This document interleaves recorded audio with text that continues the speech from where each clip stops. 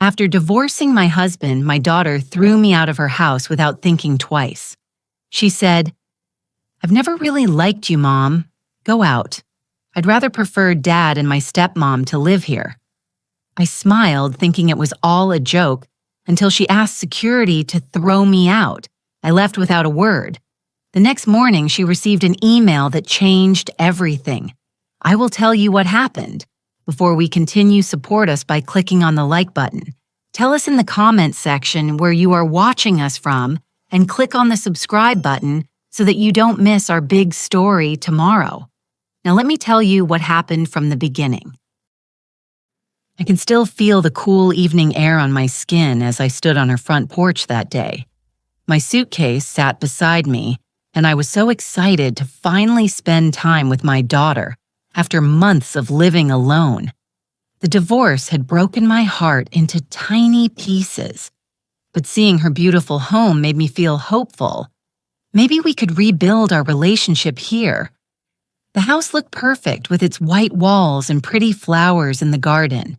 Everything seemed so peaceful and lovely. I rang the doorbell and waited with a big smile on my face. When she opened the door, I expected a warm hug. Instead, she looked at me like I was a stranger, selling something she did not want. Her eyes were cold and empty. My heart started beating fast, but I told myself everything would be okay. She stepped aside to let me in, but there was no welcome in her movements.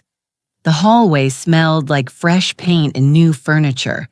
Everything looked expensive and carefully chosen. I felt nervous walking through her home, like I might break something valuable just by being there. The silence between us felt heavy and uncomfortable. I tried to make conversation, asking about her work and her life. She answered with short words that told me nothing. When we reached the living room, I saw my ex-husband's photo on the shelf. Next to it was a picture of his new wife, my daughter's stepmom, but there were no photos of me anywhere. Not a single one. That hurt more than I expected. I set my bag down carefully and turned to face my daughter. She stood with her arms crossed, looking at her phone instead of me. That is when she said the words that changed everything between us forever. "Mom, I need to talk to you about something important." Her voice was flat and emotionless. I nodded, trying to stay calm even though my hands were shaking. "I've been thinking about this for a long time," she continued, "and I've decided that I don't want you staying here. Actually, I don't want you in my life at all." I laughed nervously because surely this was some kind of joke.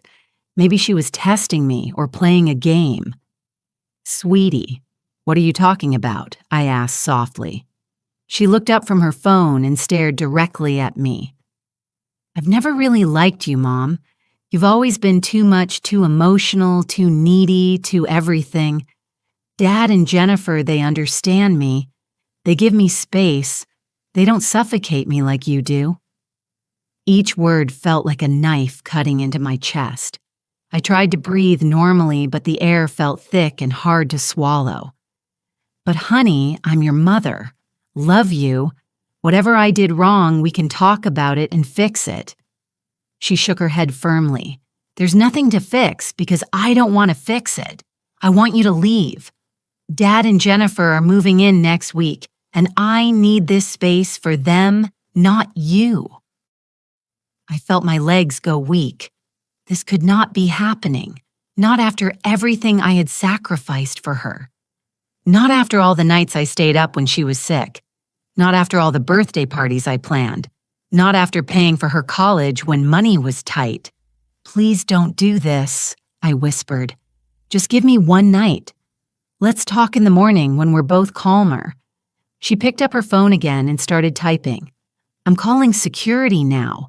You need to leave immediately." My mouth opened, but no words came out. I watched her fingers move across the screen, and I realized this was really happening. My own daughter was kicking me out like I was trash. The room started spinning around me. I grabbed the edge of the couch to steady myself. "You can't be serious." I finally managed to say, Where am I supposed to go? I gave up my apartment to come here. I thought we were going to spend time together. She did not look up. That sounds like a you problem, not a me problem. I never asked you to give up your apartment. You did that on your own. The coldness in her voice scared me more than anger would have. Anger eventually cools down, but this coldness felt permanent, like ice that would never melt. Within minutes, a security guard appeared at the door.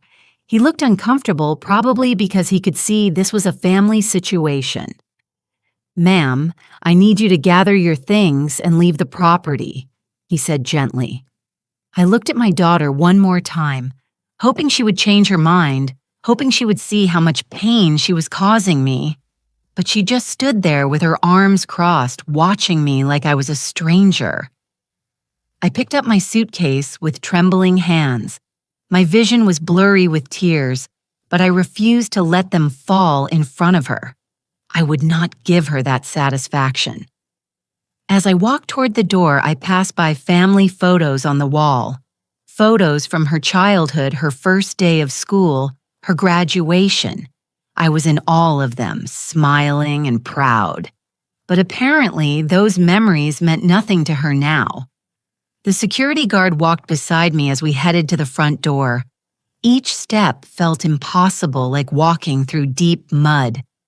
When we reached the porch, the cool evening air hit my face.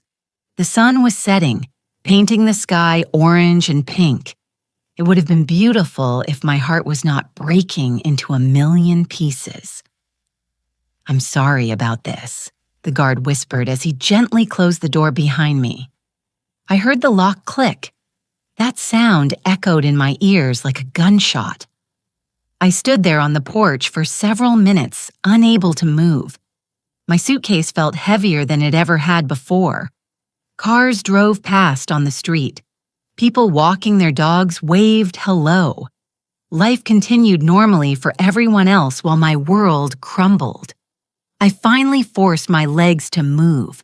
One step, then another, then another. I walked down the driveway feeling completely lost and alone. My car was parked on the street. I opened the trunk and threw my suitcase inside with more force than necessary.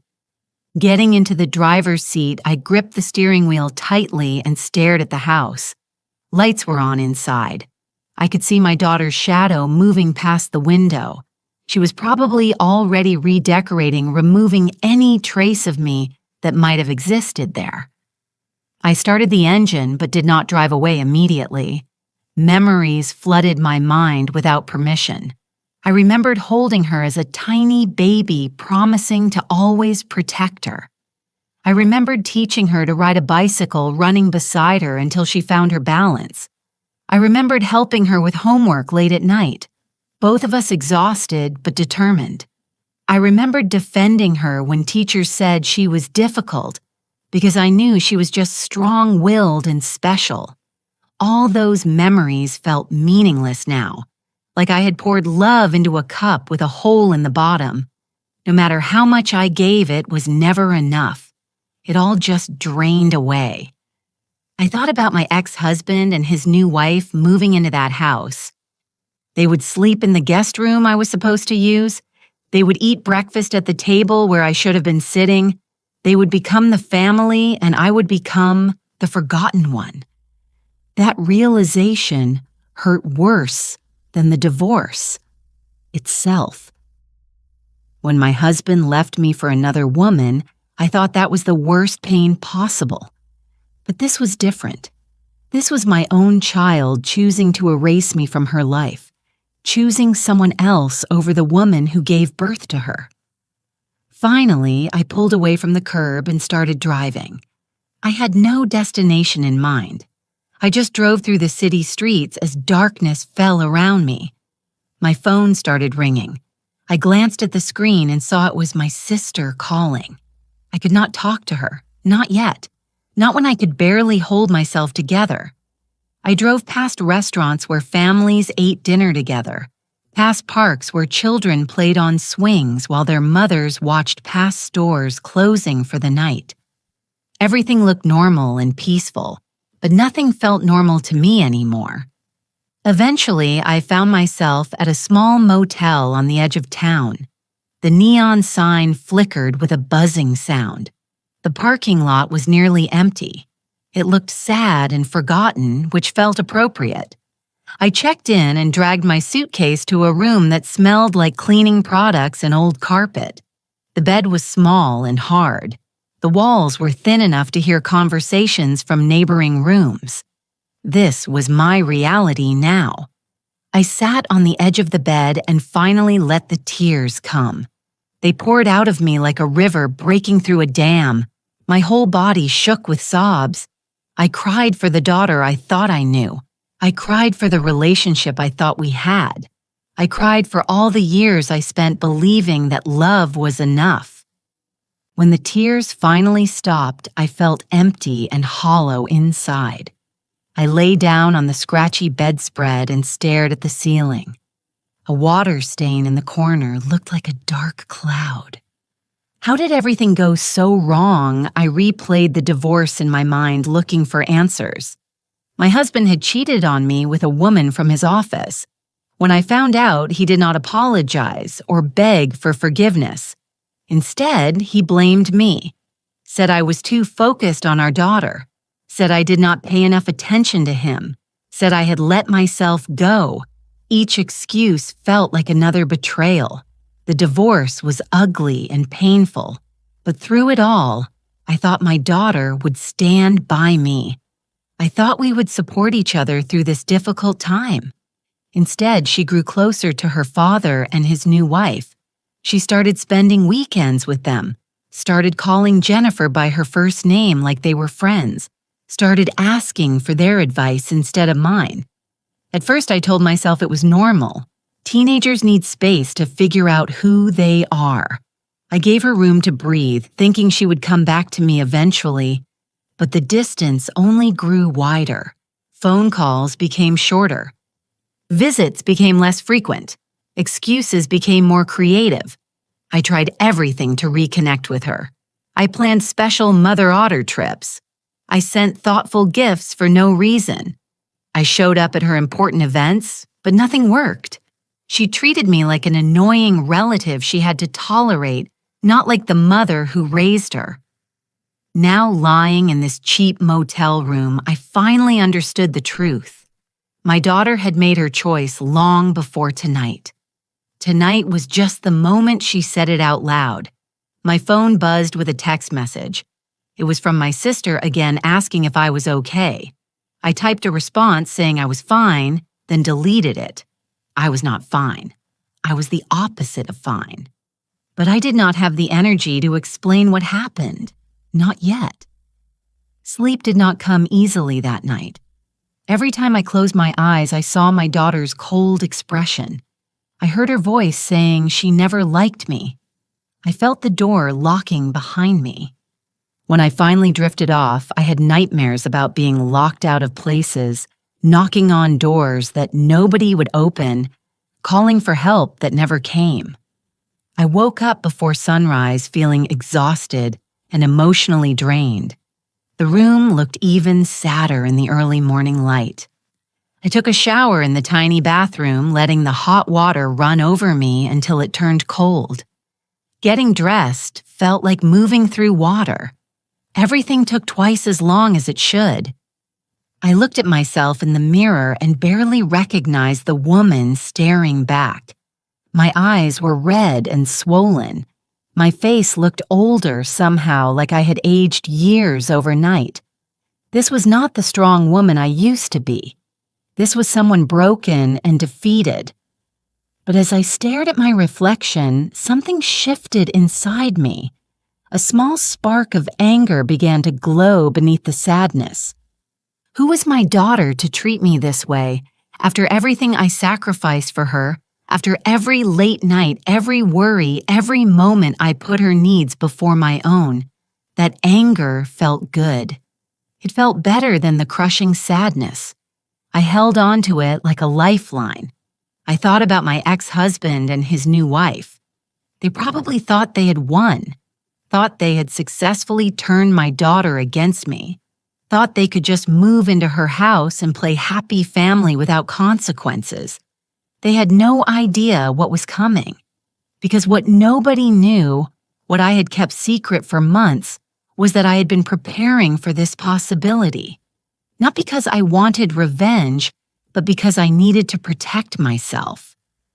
During the divorce, I had learned a painful lesson. People will take advantage of your kindness if you let them. People will use your love as a weapon against you. So I stopped being the woman who gave everything and asked for nothing in return. I started making smart decisions for my future. Nobody knew that I had quietly invested in property before the divorce was finalized. Nobody knew that I had transferred assets into accounts only I could access. Nobody knew that I had been building a safety net while they thought I was falling apart. Most importantly, nobody knew about the building I had purchased 6 months ago, a beautiful office building in the heart of downtown. The same building where my daughter worked as a manager. The same building she had bragged about to everyone, acting like her position there made her important and untouchable. She had no idea that the mysterious new owner who had bought the building was her own mother. The previous owners had used a management company, so employees never knew who really owned the property. When I took over, I kept that system in place. I stayed invisible, watching from a distance. I had access to every report, every complaint, every detail about how the building operated, including detailed information about how my daughter treated the people who worked under her. What I discovered made me sick to my stomach. My daughter was not the wonderful manager she pretended to be. She was mean and cruel to her employees. She yelled at them for small mistakes. She took credit for their good ideas. She made people cry in meetings. She acted like she was better than everyone else just because of her job title. Reading those reports felt like learning about a stranger. This was not the kind, caring person I had raised. This was someone who used power to hurt others. Someone who enjoyed making people feel small. I wanted to believe it was not true. I wanted to think the reports were exaggerated or wrong. So I did something I never thought I would do. I visited the building disguised as a potential client. I wore different clothes and styled my hair differently. I even wore glasses I did not need. My own daughter walked right past me without recognition. I spent the day observing. I watched her snap at a young employee who brought her coffee that was slightly too cold. I heard her mock someone's presentation in front of the whole team.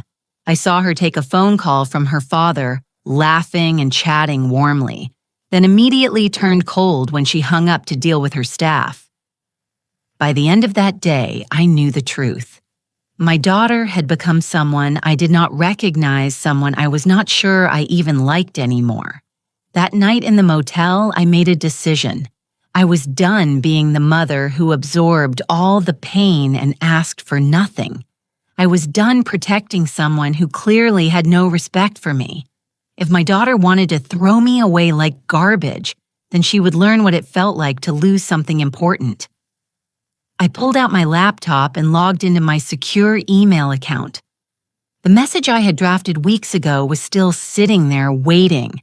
I had written it during a moment of anger after a particularly hurtful phone call with my daughter, but I never sent it because part of me kept hoping things would get better. Now I knew better. Things were not going to get better. They were already as bad as they could be. My finger hovered over the send button. Once I clicked it, there would be no going back. My daughter's life would change forever. She would know exactly how it felt to be powerless and unwanted. Was I being cruel, maybe? But sometimes love requires tough lessons. Sometimes the kindest thing you can do for someone is let them face the consequences of their actions. Clicked send. The email went out immediately to my daughter and the building's management team. It was professional and clear. Her employment was terminated effective immediately due to multiple complaints about workplace behavior. Her access to the building would be revoked by morning. She had 24 hours to clear out her office. I closed the laptop and felt a strange mix of emotions. Sadness because it had come to this. Relief because I had finally stood up for myself.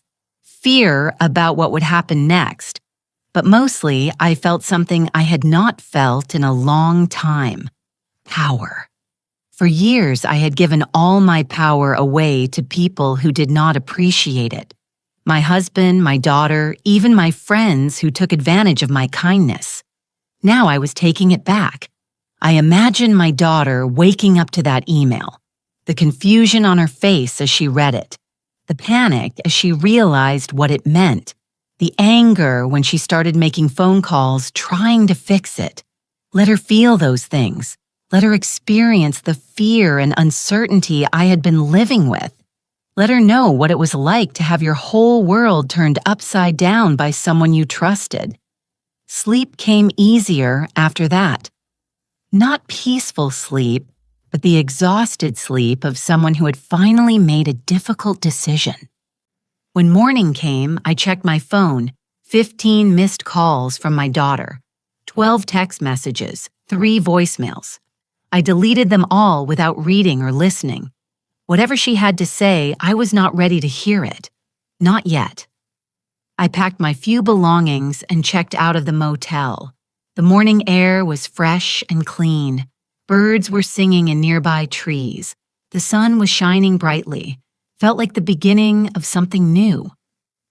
I drove across town to a storage facility where I had been keeping boxes of my belongings since the divorce.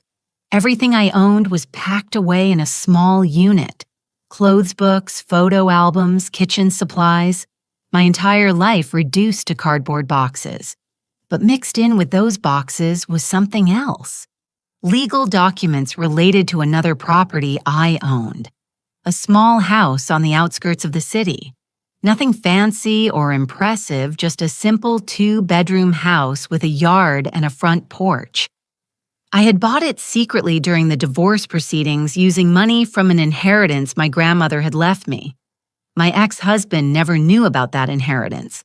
I had kept it separate from our joint finances. Thank goodness. The house was my backup plan, my safety net, the place I would go if everything else fell apart. And everything had definitely fallen apart.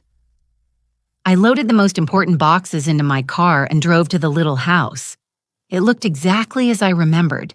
The paint was a cheerful yellow color. The garden needed work but had good bones. The porch had a swing that moved gently in the breeze. As I unlocked the front door and stepped inside, I felt something unexpected. Oh. The house was empty and quiet. Sunlight streamed through the windows, making patterns on the wooden floors. Smelled like fresh air and possibilities. This was mine, truly mine. Nobody could take it away from me or kick me out. For the first time in months, I felt safe. I spent the day unpacking boxes and making the house livable. I hung curtains in the windows. I made up the bed with my favorite sheets. I arranged books on the shelves and photos on the walls. Each small task felt healing, like I was rebuilding not just the house, but also myself. By evening, the place looked like a home. My phone continued buzzing with calls and messages from my daughter, but I ignored them all. She could wait. She had made me wait countless times, canceling plans at the last minute or forgetting important dates. Now it was her turn to experience being ignored. Around sunset, my sister finally got through to me by calling from a different number. "Where have you been?" she demanded. "I've been worried sick. Your daughter called me crying, saying something happened with her job and she can't reach you." I took a deep breath before responding. "I'm fine, better than fine, actually, and my daughter is exactly where she needs to be." I explained everything to my sister, the visit to my daughter's house, the cruel words being thrown out by security, the email I sent, terminating my daughter's employment. My sister was quiet for a long moment. Then she said something I did not expect. Good for you. It's about time you stood up for yourself. Those words brought tears to my eyes. I had been so afraid that everyone would think I was a terrible mother for what I had done. But my sister understood. Your daughter has been acting entitled and spoiled for years. My sister continued, You've let her get away with too much because you felt guilty about the divorce, but none of this was your fault. Your ex-husband cheated. Your daughter made her own choices. You don't owe anyone your dignity. We talked for over an hour. My sister reminded me of all the times my daughter had been disrespectful, all the times she chose her father over me for selfish reasons, all the times she hurt me and never apologized.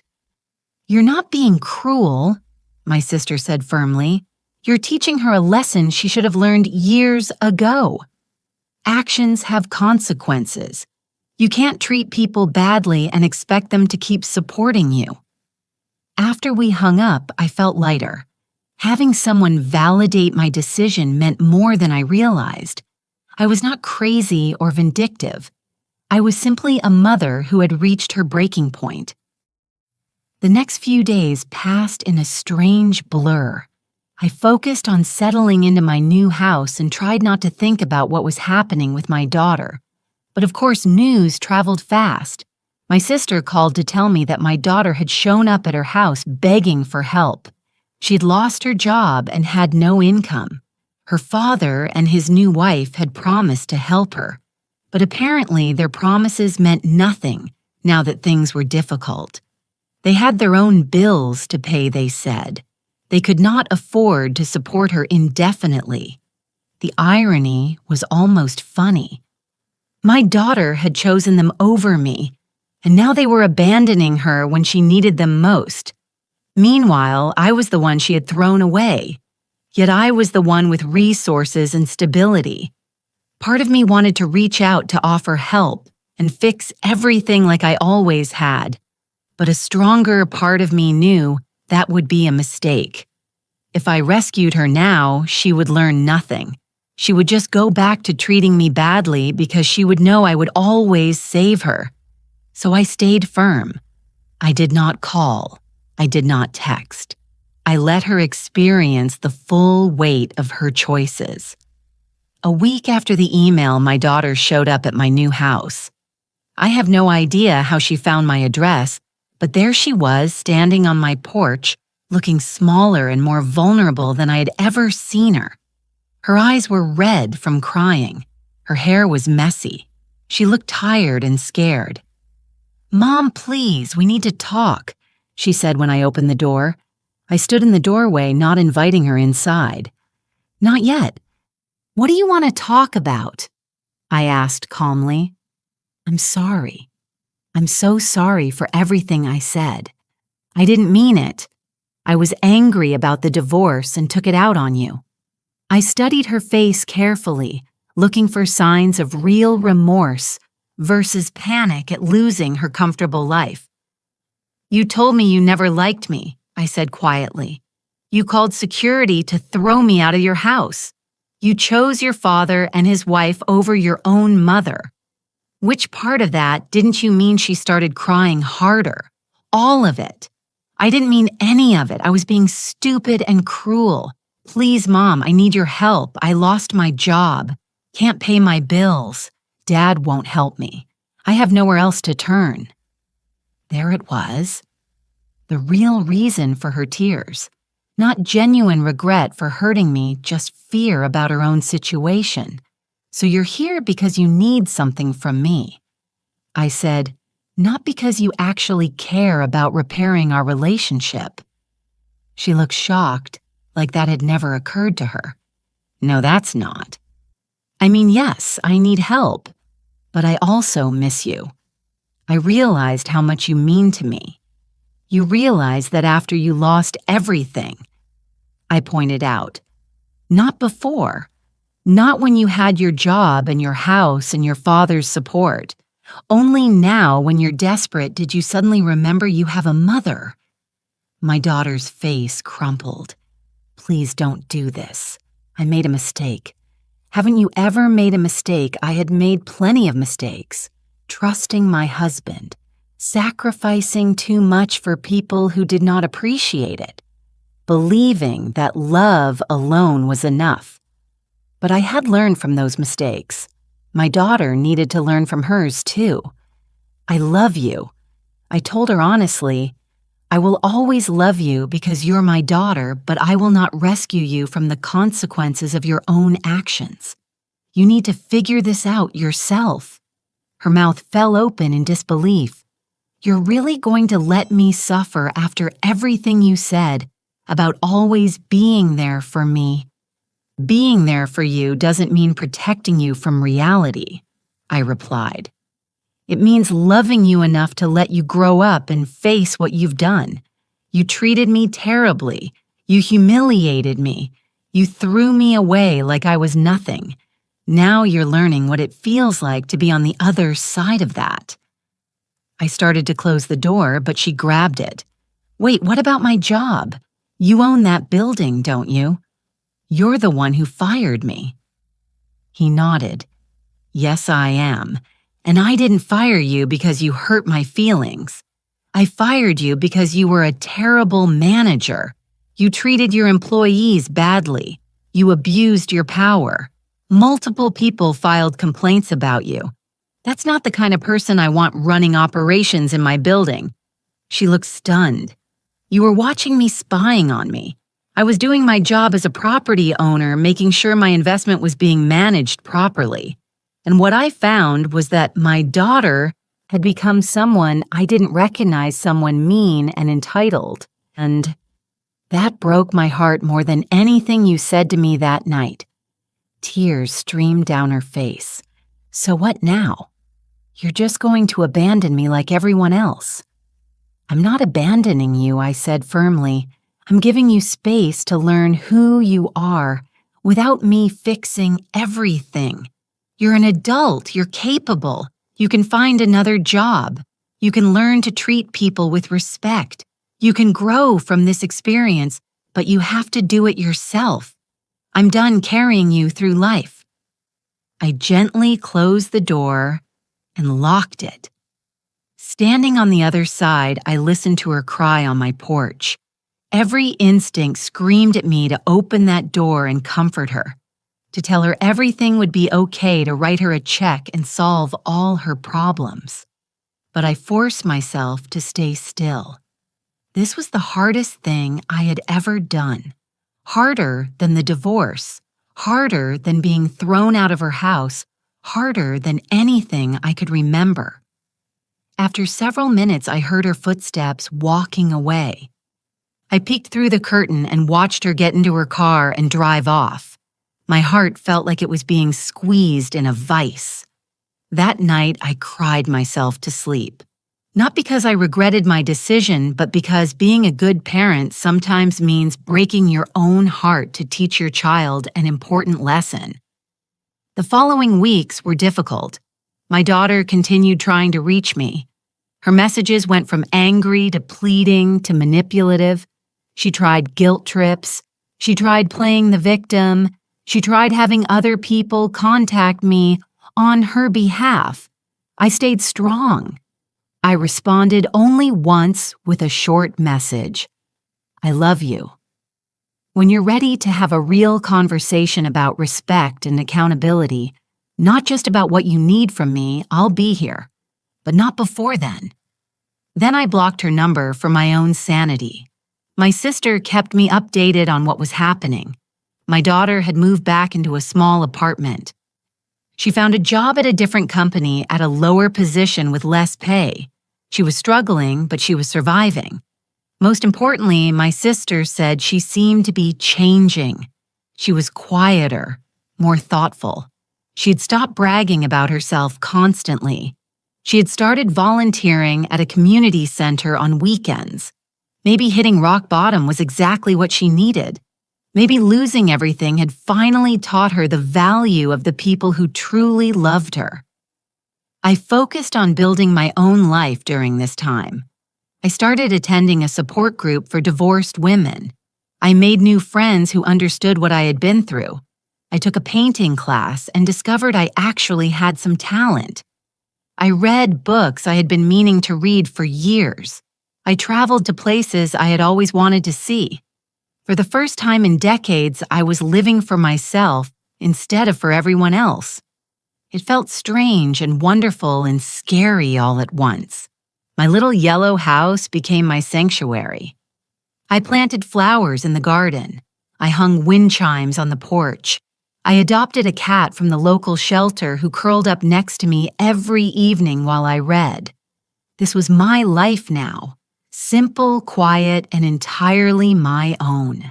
3 months after that confrontation on my porch, I received a letter in the mail. Not an email or a text, but an actual handwritten letter. It was from my daughter. I almost threw it away without reading it, but something made me open it instead. The letter was 6 pages long, written in my daughter's messy handwriting. She started by apologizing. Really apologizing, not just saying sorry because she wanted something. She took responsibility for her actions. She explained that losing everything had forced her to look at herself honestly for the first time in years. She admitted that she had been cruel, entitled, and selfish. She said she finally understood how much I had sacrificed for her and how badly she had taken me for granted.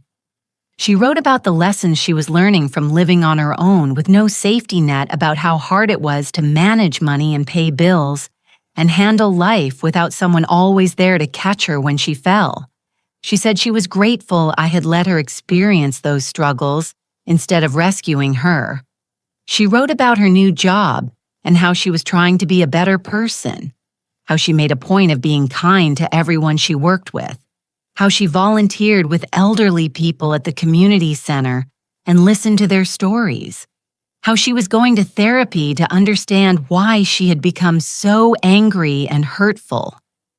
At the end of the letter, she wrote something that made me cry.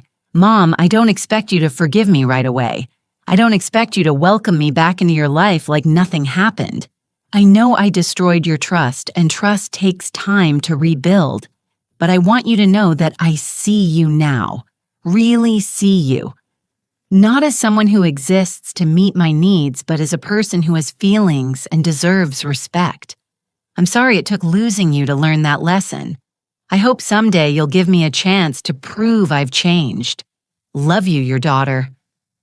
I read that letter 3 times looking for signs of manipulation or false promises, but it felt genuine, raw, and honest in a way my daughter had never been before. I did not respond right away. I needed time to think and process my feelings. I needed to be sure that any decision I made came from wisdom, not from loneliness or guilt. 2 weeks later, I wrote her back. My letter was shorter, but equally honest. I told her I appreciated her apology and her willingness to look at herself critically. I told her I was proud that she was trying to become a better person.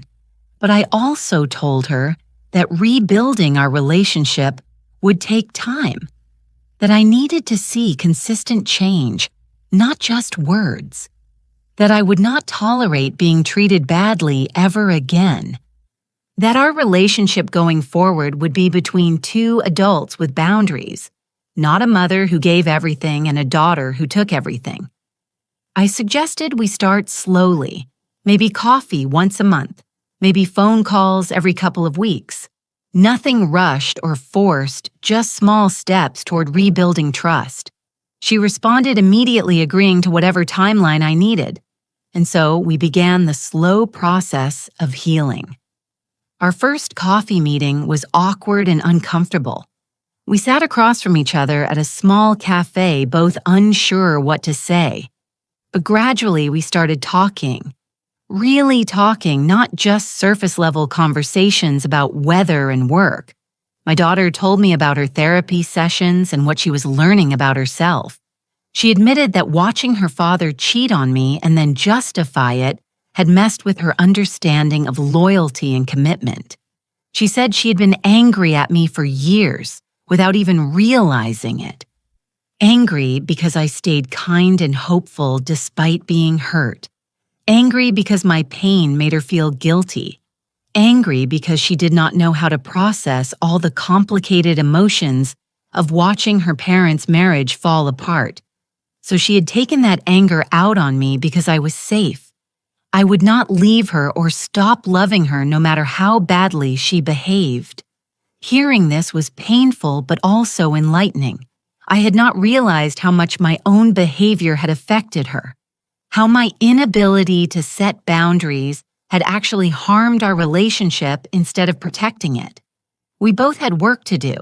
Me on learning to set healthy boundaries and demand respect. Her on learning to treat people with kindness even when she was hurting. Our second meeting went a little better. She brought photos from her volunteer work and told me stories about the elderly people she'd been spending time with. One woman reminded her of me, she said.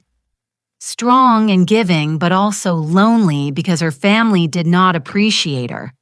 My daughter said working with these seniors had opened her eyes to how she had treated me, how she had taken me for granted exactly the way these people's families took them for granted. I could see genuine change in her, not just in her words, but in her actions and her energy. She was softer, somehow less defensive, more thoughtful. Over the following months, our meetings became more frequent. Coffee turned into lunches. Lunches turned into walks in the park. Walks turned into her visiting my little yellow house. She met my cat and laughed at his silly personality. She admired the paintings I'd been working on. She helped me plant vegetables in the garden. Slowly, carefully, we built something new. Not the old mother-otter relationship where I gave everything and she took everything. Something more balanced and healthy. We both had bad days. Days when old patterns tried to resurface. Days when she said something thoughtless and I had to remind her that was not okay. Days when I wanted to fix her problems and had to stop myself. But we worked through those moments with honesty and respect. We talked about our feelings instead of burying them. We apologized when we messed up. We gave each other grace while also holding each other accountable. One afternoon, about 6 months after our reconciliation began, my daughter showed up at my house with tears in her eyes. I immediately worried that something terrible had happened. "What's wrong?" I asked, pulling her inside. She shook her head. "Nothing's wrong. Everything's right. I just needed to tell you something." We sat on the porch swing together. She took my hand and held it tightly. "I got a promotion at work," she said. "They made me a team leader." Smiled. "That's wonderful. Why are you crying?" "Because the first thing I wanted to do was call you and tell you. Not to brag or to ask for anything. Just to share my good news with my mom because I knew you would be proud of me." She wiped her tears away and I realized that's what I should have felt all along. You should have been the first person I wanted to share things with. The first person I turned to when things were good or bad. But I pushed you away and treated you like you didn't matter. I'm so sorry, Mom. I'm so sorry for all the time we lost. I hugged her tightly. We can't get that time back, but we have time now. That's what matters. She pulled back and looked at me. Seriously, I need to know something. That night you sent the email firing me. Did you do it because you wanted to hurt me or because you wanted to help me? I thought carefully before answering. Both, if I'm honest. Part of me wanted you to feel some of the pain you caused me. But a bigger part of me knew you needed to face consequences. You were becoming someone I didn't like, someone cruel and entitled. I couldn't watch that happen without doing something. You could have just talked to me, she said quietly. Would you have listened? Asked. She was quiet for a moment, then shook her head. No, probably not. I would have made excuses and blamed everyone else. I needed to lose everything to finally see clearly. We sat in comfortable silence watching the sun set over my little garden. "I visited Dad last week," she said. Eventually, I told him what happened between us, how I threw you out, how you fired me, how we've been rebuilding our relationship. "What did he say?" I asked, curious, despite myself. He said, "I got what I deserved, that you were always too soft on me, and he was glad you finally grew a spine." She laughed bitterly.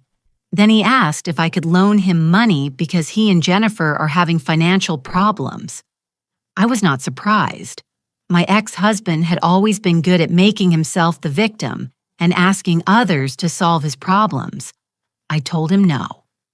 My daughter continued, "I said I barely have enough to support myself, and even if I did have extra money, I wouldn't give it to him after watching how he treated you and how he encouraged me to treat you." Pride swelled in my chest. How did he react? He got angry, called me selfish and ungrateful, said after everything he'd done for me, this was how I repaid him. She shook her head. It was like looking in a mirror and seeing who I used to be, making everything about me, playing the victim, refusing to take responsibility. "I don't want to be that person anymore, Mom." I squeezed her hand. "You're not that person anymore. You're becoming someone better, someone I'm proud to know." That conversation marked a turning point. My daughter started seeing her father more clearly. She realized that his relationship with his new wife was not as perfect as it appeared. She saw how he blamed others for his problems. She recognized the manipulation tactics he used. Most importantly, she understood that choosing him over me had not been about loyalty or love. It had been about convenience and selfishness. Over the next year, our relationship continued to grow stronger.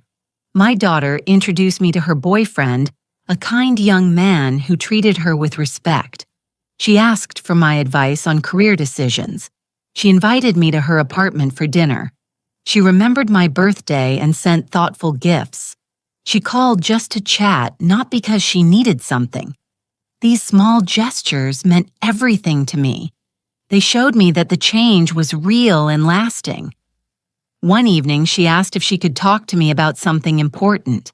We were sitting in my living room drinking tea and watching the fire crackle in the fireplace. "I've been thinking a lot about forgiveness," she began, "about whether you've forgiven me for everything I did." I set down my teacup. "I have forgiven you, not all at once, but gradually. Every time you showed up and did the work to be better, forgiveness grew a little more. Forgiveness isn't a single moment. It's a process." She nodded slowly. "I'm still working on forgiving myself. Some days I think about that night I threw you out, and I feel so ashamed I can barely breathe. Shame can be useful if it teaches you to make different choices," I said gently. "But if you hold on to it too tightly, it becomes a cage. You've changed. You've grown. You've apologized and made amends. At some point, you have to forgive yourself, too." Tears rolled down her cheeks. How? How do I forgive myself for being so cruel to the person who loved me most? I moved closer and put my arm around her. "The same way I forgave you. One day at a time, one choice at a time. By being the person you wish you had been back then. By treating people with kindness. By showing up even when it's hard. That's how you earn your own forgiveness." We cried together that night, but they were healing tears, not painful ones, the kind that wash away old wounds and make room for new growth. As winter turned to spring, I decided to tell my daughter the full truth about the building she had worked in, about the house she had lived in, about all the properties and investments I had made during the divorce. We were having dinner at her apartment when I brought it up. "There's something I need to tell you," I began. "Something I've kept from you because the timing never felt right." She looked concerned. What is it? Remember the house you were living in, the one you threw me out of? She flinched at the memory but nodded. I own that house, I said quietly. I bought it for you as a graduation gift, but I never told you. I wanted you to feel independent and proud, so I arranged for you to rent it at an incredibly low price that you could afford. You thought you were making it on your own, but I was supporting you the whole time.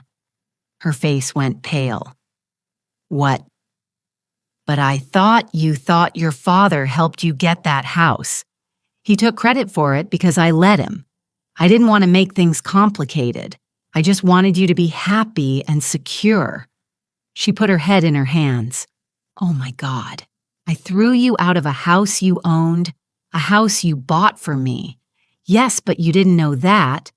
And in some ways, not knowing made the lesson more powerful. You learned what it feels like to lose something important through your own actions. I continued telling her about the investments, the building, the careful planning I had done to protect myself financially. She listened in shocked silence. When I finished, she was quiet for a long time. Finally, she spoke. I don't know what to say. All this time, I thought you were the weak one, the one who got left with nothing after the divorce. But you were actually the strong one, the smart one, the one who planned ahead and protected herself. I had to become that person I explained. The old me would have given everything away and ended up with nothing, but I learned that taking care of yourself isn't selfish. It's necessary, especially when the people you love don't have your best interests at heart. She reached across the table and took my hand. Thank you for telling me, and thank you for being strong enough to let me fail. I know that must have been so hard. It was the hardest thing I've ever done, I admitted. Every instinct told me to rescue you, but I knew that rescuing you would only hurt you in the long run. You needed to stand on your own feet and figure out who you are without someone always catching you when you fall. I think I'm finally figuring it out, she said with a small smile. It only took losing everything and rebuilding from scratch. We laughed and it felt good. Real laughter between two people who had been through hell and somehow found their way back to each other. Time continued moving forward. My daughter got promoted again at work. She moved into a better apartment. She and her boyfriend got engaged. Through all of these milestones, I was there not as someone funding her life or fixing her problems, but as a supportive presence, someone she could count on for advice and encouragement. Our relationship was not perfect. We still had disagreements and hurt feelings sometimes, but we had learned how to work through those moments with honesty and respect. When she asked me to help plan her wedding, I said yes with one condition. I want to be involved because you value my opinion and enjoy my company. I told her not because you need my money or my connections. If this is about what I can provide rather than who I am to you, then I'd rather step back. She looked me straight in the eye. Mom, I want you there because you're my mother, because I love you, because I can't imagine getting married without you by my side. The rest doesn't matter. Those words meant more to me than any apology ever could. The wedding was beautiful and simple. My daughter wore a dress we picked out together. She walked down the aisle with tears in her eyes. When she reached the altar and turned to look at the guests, she caught my eye and mouthed, "I love you." During the reception, she gave a speech thanking everyone for coming. Then she did something unexpected. She asked me to stand up. "I need to say something to my mom," she announced to the room full of guests. A few years ago, I was not a good person. I was selfish and cruel, especially to my mother. I treated her like she was worthless. I threw her out of my house and told her I never liked her. I can barely believe I did those things when I look back on them now. The room was silent. People looked uncomfortable, unsure where this was going. My mom could have given up on me. She could have walked away and never spoken to me again. Instead, she loved me enough to let me face the consequences of my actions. She let me fail, she let me struggle. She let me learn who I really was when nobody was there to save me. My daughter's voice cracked with emotion, and through that struggle, I found myself. I became someone I'm actually proud of, someone who tries to be kind and thoughtful, someone who values the people in her life instead of using them. She walked over to where I was sitting and took my hands.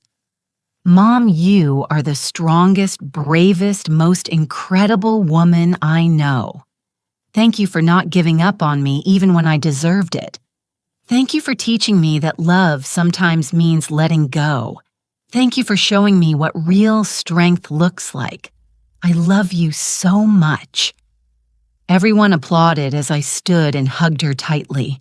We both cried happy tears. Later that night, as the celebration wound down, I stood outside looking at the stars. My sister came and stood beside me. "You did good," she said simply. "With her, with yourself, with everything," I nodded, feeling a deep sense of peace. It was worth it. All the pain, all the hard decisions, all the sleepless nights. It was worth it to get to this moment. "Do you ever regret how things went down?" she asked. "Do you wish you'd handled it differently?" I thought about that question carefully. No, I think everything happened exactly how it needed to happen. If I had rescued her immediately, she would never have changed. If I had been softer or more forgiving too soon, she would never have learned the lesson. Sometimes the kindest thing you can do for someone is let them experience the natural consequences of their choices. My sister hugged me. "You're a better person than most people would be in your situation." "I'm not better," I corrected. "I'm just someone who finally learned to value herself as much as she valued everyone else." That's a lesson that came too late in life, but better late than never. As I drove home that night past sleeping houses and quiet streets, I thought about the journey I had been on. From the devastation of divorce to the heartbreak of being rejected by my daughter, to the difficult decision to let her fail, to this moment of reconciliation and joy, had not been easy. There had been many nights when I questioned my choices, many moments when I wondered if I was being too harsh or too unforgiving. But looking back, I knew I had made the right decisions. My daughter was thriving not because I had protected her from hardship, but because I had allowed her to face it. She was happy not because everything had been easy, but because she had earned her happiness through hard work and personal growth.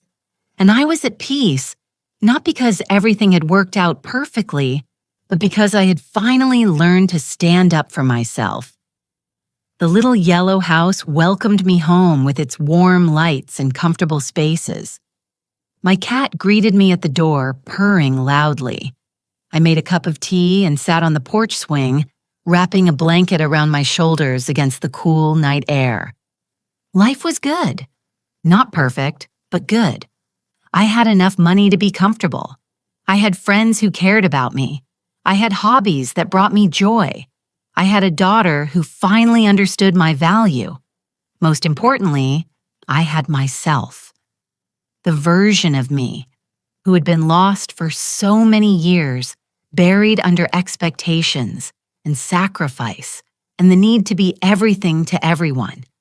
That version of me had finally emerged stronger and wiser and more complete. I thought about my ex-husband and his new wife. I heard through the grapevine that they were struggling financially and marital. Part of me felt satisfaction at that news, but a bigger part of me just felt indifferent. They were no longer my concern. Their happiness or unhappiness had no impact on my life. I had moved on completely. My phone buzzed with a text from my daughter. a photo of her and her new husband both smiling widely. The message said, "Thank you for everything, Mom. I love you." I smiled and sent a heart emoji in response. Then I set the phone aside and returned to enjoying the peaceful night. This was my life now, built on my own terms with my own strength according to my own values. Nobody could take it away from me because I had created it myself. The scars from the past were still there. They probably always would be, but they no longer define me. They were simply part of my story, evidence that I had survived difficult times and emerged stronger. As I sat there, I thought about other mothers and fathers who might be going through similar situations. People who loved their children unconditionally but received disrespect in return. People who sacrificed everything only to be taken for granted. People who were afraid to set boundaries because they feared losing their children completely. If I could talk to those people, I would tell them this: love does not mean accepting mistreatment. Love does not mean sacrificing your dignity. Love does not mean always being available no matter how badly you are treated. True love sometimes means stepping back. It means letting people face the consequences of their actions. It means valuing yourself enough to demand respect. It means having the courage to set boundaries even when it hurts. And most importantly, it means understanding that you cannot control how other people treat you. You can only control how you respond. You can choose to continue accepting disrespect, or you can choose to walk away until respect is offered. Chose to walk away, and in walking away, I saved both myself and my daughter. I saved myself from a life of being used and taken for granted. And I saved my daughter from becoming someone permanently entitled and cruel. The pain of that separation forced both of us to grow. Looking back now, years later, I can honestly say I would make the same choices again. Not because I wanted to hurt my daughter, but because I loved her enough to let her become who she needed to be. And I loved myself enough to stop accepting treatment I did not deserve. The stars shone brightly above me. The night was peaceful and still inside my little yellow house. Everything was exactly as it should be. I had built this life from nothing, from heartbreak and rejection and loss. I had taken all that pain and transformed it into something beautiful and strong. My daughter had her own life now. Her own home, her own career, her own family starting. She no longer needed me to survive, but she wanted me in her life. And that made all the difference. We talked regularly now, real conversations about hopes and fears and dreams. She asked for my advice and actually listened. She remembered important dates. She showed up when she said she would. She had become reliable and thoughtful and kind. The woman I always knew she could be if she just had the chance to grow.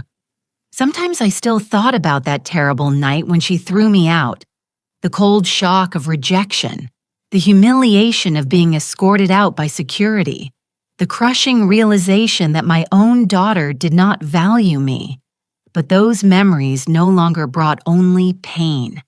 They also brought gratitude. Gratitude for the wake-up call. Gratitude for the strength I found within myself. Gratitude for the opportunity to build something better.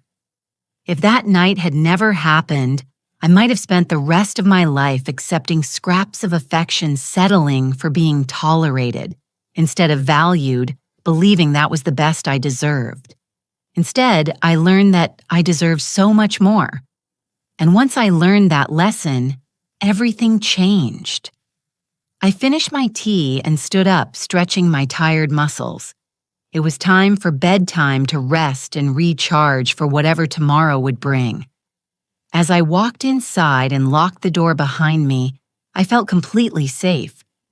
This was my sanctuary, my refuge, my home in every sense of the word. Nobody could throw me out of here. Nobody could make me feel unwelcome. This space was mine, bought with my own money, filled with my own belongings, reflecting my own taste. I climbed into bed, and my cat immediately curled up beside me. I stroked his soft fur and thought about how much my life had changed. From married woman to divorced, from mother living to served to woman living for herself. From victim to survivor, from broken to whole. The journey had been long and painful, but every step had been necessary. Every tear had served a purpose. Every moment of doubt had taught me something important. And now here I was, happy, peaceful, complete. Not because someone else loved me or validated me or needed me, but because I had learned to love, validate, and care for myself. That was the real lesson, the one that took me decades to learn. You cannot pour from an empty cup. You cannot give to others what you do not have yourself. You cannot teach people to value you if you do not value yourself first. My daughter understood that now too. She had learned it the hard way through loss and struggle and pain, but she had learned it, and that made all the difference. As sleep finally came, my last thought was one of deep gratitude. Not for the easy times or the happy moments, but for the hard times that forced me to become stronger, for the painful moments that taught me my worth, for the struggles that showed me what I was capable of surviving. Life had knocked me down repeatedly. My husband's betrayal, my daughter's rejection, the loss of everything familiar. But I had gotten back up every single time, not quickly, not gracefully, but determinately. And in getting back up, I had discovered something powerful. I was stronger than I ever knew, more capable than I had imagined, more deserving than I had believed. Those discoveries were worth every moment of pain. Morning came softly with sunlight filtering through my bedroom curtains. I woke feeling rested and peaceful. My cat stretched lazily beside me, yawning widely. It was a Saturday. No obligations, no schedule, just a day to spend however I wanted. I made coffee and sat at my kitchen table looking out at the garden. The vegetables I had planted were growing well. The flowers were blooming beautifully. Everything I had nurtured was thriving. That felt like a metaphor for my life. The things I tended with care and attention grew strong. The things I neglected withered. For too many years, I had neglected myself while nurturing everyone else.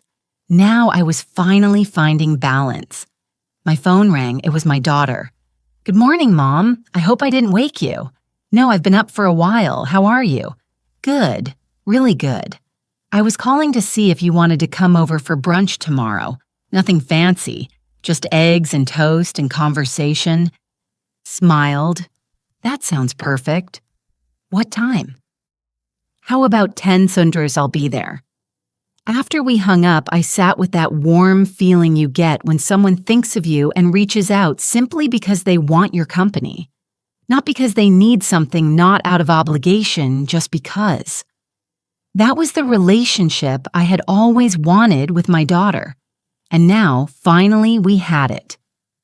The rest of the day passed peacefully. I worked in the garden pulling weeds and watering plants. I read a book on the porch. I called my sister and caught up on family news. I cooked myself a nice dinner and ate it slowly, savoring each bite. These simple pleasures meant everything to me now. They were evidence that I had built a life worth living, a life that belonged entirely to me. Nobody could take it away or diminish it. It existed independent of anyone else's approval or participation. Sunday morning arrived bright and clear. I dressed carefully, choosing an outfit that made me feel comfortable and confident. I picked up fresh flowers from the market to bring to my daughter's apartment. When I arrived, she greeted me with a warm hug. Her husband welcomed me kindly. Their home smelled like coffee and cinnamon rolls. We sat around their small dining table and talked about everything and nothing: work challenges, future plans, funny stories, random observations. It was easy and comfortable, the kind of conversation that flows naturally between people who genuinely enjoy each other's company. At one point, my daughter reached over and squeezed my hand. "I'm really glad you're here, Mom." "Me too, sweetheart, me too." After brunch, we walked to a nearby park. The weather was perfect. Warm sunshine, gentle breeze, blue sky dotted with white clouds. We found a bench overlooking a pond where ducks paddled lazily. "Can I ask you something?" my daughter said after we'd been sitting quietly for a while. "Of course." "Do you think you'll ever get married again, or date, or give someone else a chance?" I considered the question carefully. Maybe someday if I meet someone who adds to my life instead of taking from it. Someone who respects my boundaries and values my independence. But I'm not looking actively. I'm happy as I am. "You deserve someone wonderful," she said firmly. "Someone who sees how amazing you are and treats you accordingly." Her words touched me deeply. This was the daughter I had always hoped she would become. Someone who thought about others, who wanted good things for the people she loved, who understood that everyone deserved respect and kindness. "Thank you, sweetie. That means a lot coming from you." We sat together watching the ducks and feeling the sun on our faces. This moment was perfect in its simplicity. No drama, no crisis, no problems to solve. Just two people who loved each other enjoying a beautiful day. As I drove home later that afternoon, I reflected on how far we had both come from that terrible night of rejection to this peaceful day of connection. The journey between those 2 points had been long and difficult, but we had made it together, yet separate, connected, yet independent, loving each other while also loving ourselves. That was the key to healthy relationships: maintaining your own identity while sharing your life with others, never losing yourself in the process of loving someone else. My ex-husband had never understood that he wanted me to revolve around him completely, to have no needs or desires of my own, to exist only to serve his wants. My daughter had inherited that mindset for a while, but she had learned better. She had learned that real love celebrates independence, not dependence. The years continued to pass in a gentle rhythm. Seasons changed. Holidays came and went. My daughter and her husband bought a house. They had a baby, my first grandchild. I was there for the birth, holding my daughter's hand as she brought new life into the world. Looking at my granddaughter's tiny, perfect face, I felt overwhelmed with emotion. This beautiful child represented hope and new beginnings, a chance to do things better, to create healthier patterns. My daughter was determined to be a good mother, not perfect, but present, not overbearing, but loving. She had learned from both my mistakes and her own.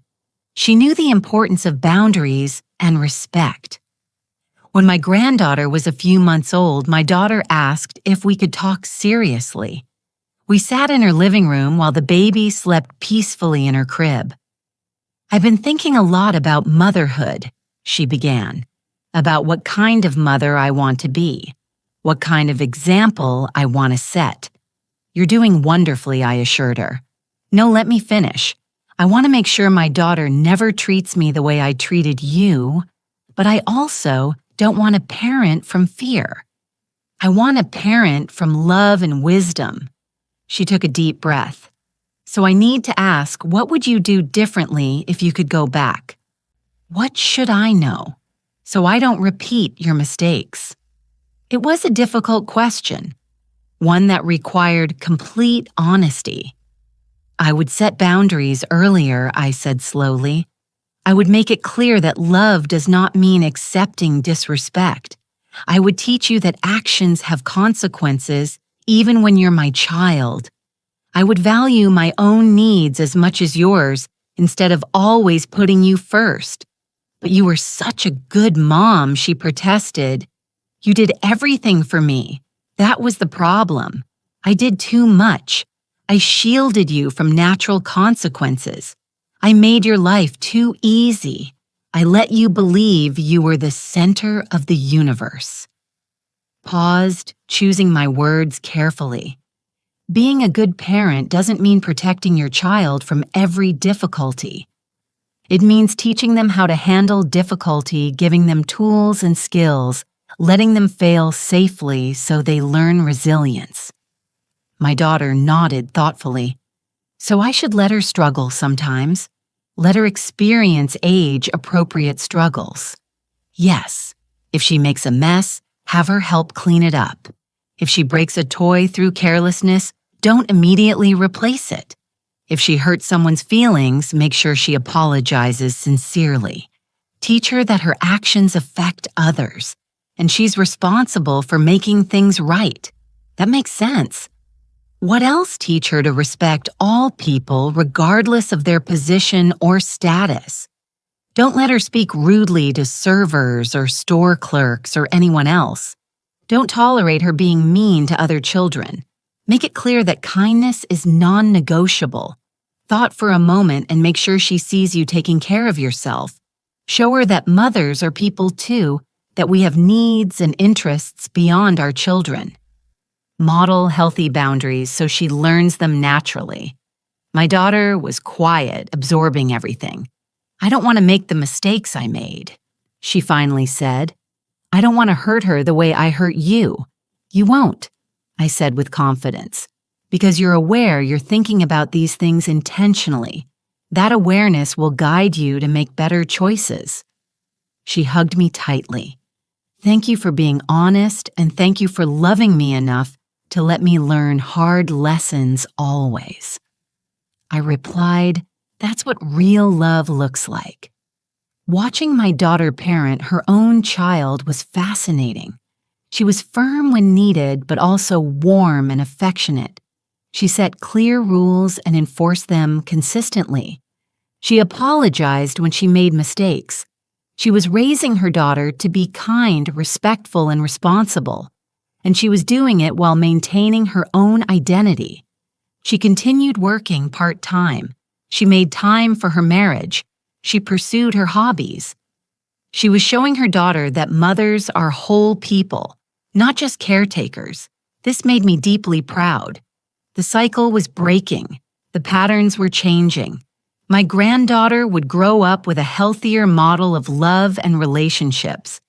Time moved forward in its inevitable way. My granddaughter grew from baby to toddler to preschooler. She was bright and curious and full of personality, and she adored her grandmother. We had a special relationship, just the two of us. I took her to the park and the library. I taught her to bake cookies and plant flowers. I read her stories and answered her endless questions about how things worked. But I was careful never to undermine her mother. If my daughter set a rule, I enforced it. If she said no candy before dinner, I respected that. I was there to support her parenting, not compete with it. One day, when my granddaughter was about 4 years old, she asked me a question that caught me off guard. "Grandma, were you always happy?" I smiled at her innocence. "No, sweetie, I wasn't always happy. Sometimes I was very sad." "Why were you sad?" she asked with the directness of young children. "Because some people I loved treated me unkindly, and it took me a long time to learn that I deserved better." She thought about this seriously. "Did they say sorry eventually?" "Yes. After they learned important lessons." "That's good. You should always say sorry when you hurt someone. Mommy taught me that." "Your mommy is very wise." I agreed. This simple conversation reminded me how far we had all come. My granddaughter was learning lessons at age for that had taken me 50 years to understand. She was learning that everyone deserves respect. that sorry matters, that treating people kindly is important. These were the gifts my daughter was giving her child. The gifts I wished I had given my daughter more consistently, but I could not change the past. I could only appreciate the present and support the future. As my granddaughter grew older, she became curious about family history. She asked questions about my life, where I grew up, what I did for work, who my parents were. I answered honestly, but age appropriately. I told her about challenges I had faced and how I overcame them. I told her about mistakes I made and what I learned. One evening, when she was about 7, she asked about my divorce. Mommy said, "You and Grandpa used to be married, but not anymore. What happened?" I looked at my daughter, who nodded permission for me to answer. Grandpa and I wanted different things from life, I explained carefully. Sometimes people who love each other realize they can't be happy together anymore, so they decide to live separately. Were you sad? My granddaughter asked with concern. Very sad. Divorce is always sad, even when it's the right choice. Did Mommy help you feel better? Smiled. Not at first, but eventually, yes. We had to work through some difficult times together, but we made it, and now we're very close. My granddaughter seemed satisfied with this answer. She gave me a big hug and went back to playing with her toys. After she left the room, my daughter and I sat together quietly. "Thank you for handling that well." She said she deserves honest answers. Not all the details, but the truth. I agree. Kids are smarter than we give them credit for. They can handle reality if we present it appropriately. My daughter sighed. I worry sometimes that my childhood will affect how she sees relationships, that she'll be scared of marriage or commitment because of what happened with you and Dad. She won't, I assured her, because you and your husband are showing her what a healthy marriage looks like. You communicate. You work through problems together. You treat each other with respect. That's what she'll learn from. I hope you're right. I am. She's going to be fine. More than fine. She's going to be amazing. And she was. My granddaughter grew into a thoughtful, compassionate young person. She did well in school. She had good friends. She stood up for kids who were being bullied. She volunteered at animal shelters. She was everything I had hoped my own daughter would be. And she was that way, because my daughter had learned and grown and become a better parent than I had been. This gave me more satisfaction than anything else in my life. Knowing that my pain and mistakes had ultimately led to something good, that the hard lessons had been passed down in healthier forms, that the cycle had been broken. As I grew older, my daughter became more protective of me. She called regularly to check on me. She invited me to family dinners. She made sure I wasn't lonely or isolated. The roles had reversed in some ways. Now she was taking care of me the way I had once taken care of her, but it was different from before. This care came from genuine love and concern, not obligation. She wanted to spend time with me because she valued my company, not because she felt guilty. On my 70th birthday, my daughter threw a surprise party for me. All my friends were there. My sister, my granddaughter, even some colleagues from my working days. My daughter gave a speech that made everyone cry. My mom taught me the most important lesson anyone can learn, she said. She taught me that love without boundaries isn't really love at all. Real love requires mutual respect. Real love means holding people accountable. Real love sometimes means stepping back and letting people face consequences. She looked directly at me. Mom, you could have given up on me when I was at my worst. When I treated you unforgivably, when I threw you out and chose other people over you, but you didn't give up. You just changed the terms of our relationship. You demanded respect. And in doing that, you saved me from becoming someone terrible. I'm the person I am today because you loved me enough to let me fail, because you valued yourself enough to walk away, because you showed me that actions have consequences, and people don't have to accept mistreatment just because you're family. She wiped tears from her eyes. Thank you for being strong when I was weak. Thank you for setting boundaries when I had none. Thank you for teaching me the difference between love and enabling. Thank you for being the most incredible mother anyone could ask for. Everyone applauded. I stood and hugged my daughter tightly. I love you, I whispered. I love you too, Mom, more than you'll ever know. That night, driving home from the party, I felt a profound sense of completion. My life had not been easy. I had faced betrayal, rejection, and heartbreak. But I had survived all of it, more than survived. I had thrived. I had rebuilt myself from nothing.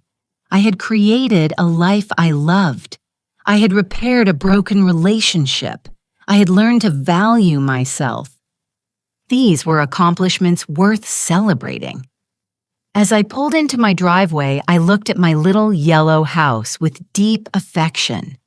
This house had been my refuge during the darkest times, the place where I learned who I was apart from being someone's wife or mother. Now it was simply home, comfortable, familiar, and entirely mine. I went inside and prepared for bed, following my nightly routine. As I climbed under the covers, my cat curled up beside me, purring contentedly. I thought about how different my life was now compared to that terrible night years ago. The night I was thrown out and rejected. The night that broke me, but also freed me. If someone had told me then that everything would work out, I wouldn't have believed them. The pain was too fresh, the hurt too deep. But time had proven that healing was possible, that relationships could be repaired, that people could change. My daughter had changed. We had both become better versions of ourselves through struggle and determination. The journey had been worth it. Every painful step had led somewhere meaningful. As sleep came, my final thought was simple, but profound.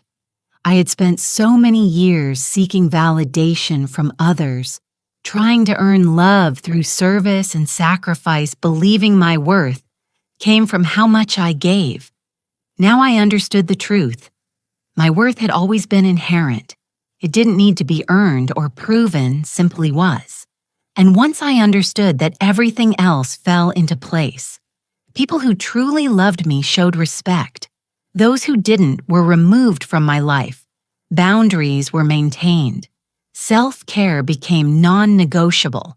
This was the lesson I would leave behind, not just to my daughter and granddaughter, but to anyone who might hear my story. Value yourself. Set boundaries. Don't accept mistreatment in the name of love. Walk away when necessary. Let people face consequences. Real love doesn't require you to diminish yourself. Real love celebrates your strength and respects your dignity. These truths had saved me. And now, as I drifted off to sleep in my peaceful home, I knew I was exactly where I needed to be. Not because someone else had made room for me, but because I had made room for myself. And that made all the difference. The end of my story is really the beginning of a new chapter. One where I live on my own terms, loved by people who truly value me, at peace with the past and hopeful about the future. If you've ever felt taken for granted or disrespected by people you love, remember this: you deserve better. And sometimes the most loving thing you can do is walk away until others learn to value what they've lost. It's never too late to choose yourself, to set boundaries, to demand respect, to build a life that brings you joy rather than pain. I did it in my 60s after decades of putting everyone else first. But it's possible at any age, in any circumstance. The first step is always the hardest. Deciding that you matter, that your feelings are valid, that your needs are important. Once you take that step, everything else follows not easily, not quickly, but inevitably. If this story touched your heart or reminded you of your own struggles, share your experience in the comments below. Sometimes knowing we're not alone makes all the difference. Your story matters. Your pain is valid. Your journey towards self-respect and dignity is worth every difficult step. Subscribe to Granny's Voice for more stories about resilience healing and finding strength when life knocks you down. We're here to remind you that it's never too late to choose yourself and demand the respect you deserve. Remember, loving yourself isn't selfish. Setting boundaries isn't cruel.